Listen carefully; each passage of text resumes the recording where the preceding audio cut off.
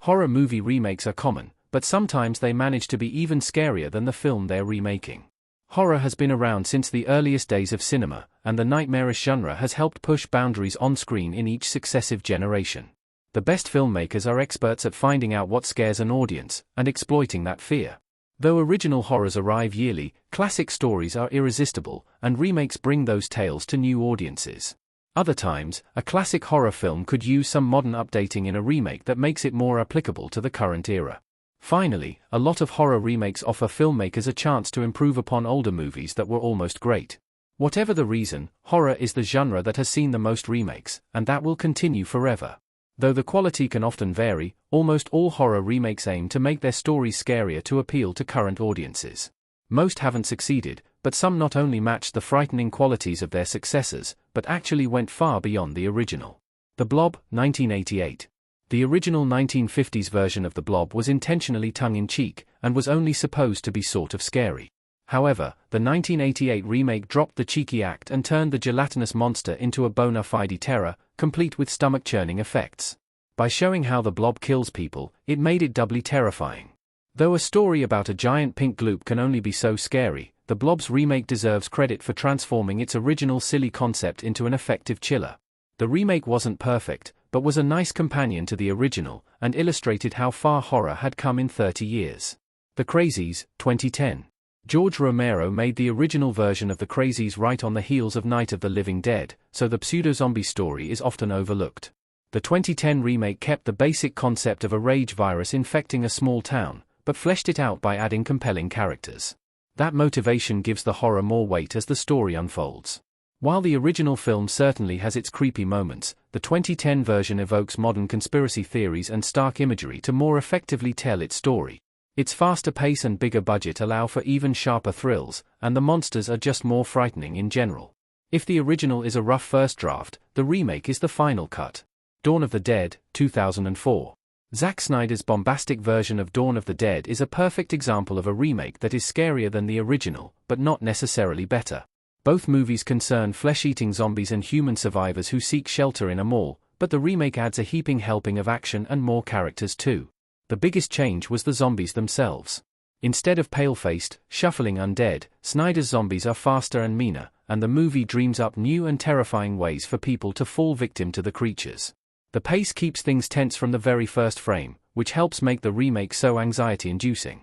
However, it lacks the social commentary of the original, and is generally inferior.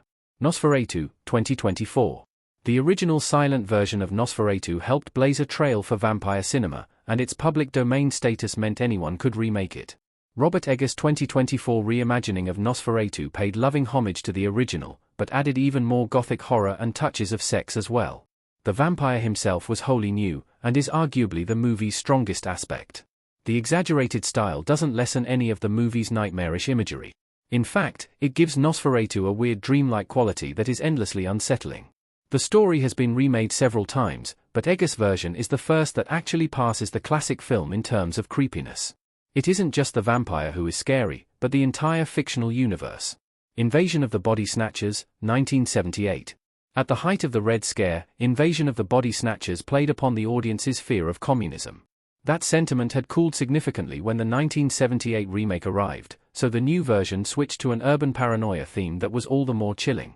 The Donald Sutherland vehicle also showed even more of the gruesome body duplication process. Without the 50s Hollywood gloss, the story really shines as a lesson in effective tension. The 78 version of Invasion of the Body Snatchers builds to a shocking climax, and there is a dual hopelessness that's inescapable. Neither version has mile-a-minute thrills, but the first remake sticks with the viewer for a lot longer. It, 2017. Stephen King's stories have been remade several times, but the remake of it is one of the most notable examples. Jumping from the small screen to the large, the 2017 remake split the story in half, with the first film focusing on the children battling the creature in the 1980s. Though some changes happened, it stuck closely to the source. While the TV movie certainly has an important and nostalgic place in history, the 2017 version finally allowed Pennywise to be as creepy as his book counterpart. Bill Skarsgård's performance made the creature otherworldly, and film technology caught up with King's lofty ideas. Things fell apart in the second movie, but it was still significantly scarier than the 1990 version. Evil Dead, 2013. The 2013 version of Evil Dead is not quite a stock-standard remake, and it toes the line between reboot and sequel. It borrows the cabin-in-the-woods setting, and even copies major moments from the original, but implies that it takes place in the same universe as the classic Evil Dead films. Regardless, it surpasses the Sam Raimi classic in sheer terror. The 1981 cult classic stretched every penny of its ultra-low budget to craft creepy monsters and excellent atmosphere, but its scares haven't aged as well as the rest of the film. Meanwhile, the remake upped the ante with even more gruesome scenes, and made the Deadites scarier than ever before. It accomplished this without betraying the franchise's over-the-top style. The Fly, 1986. The 1980s saw a ton of remakes of classic 1950s sci-fi B-movies, and David Cronenberg put his own spin on The Fly.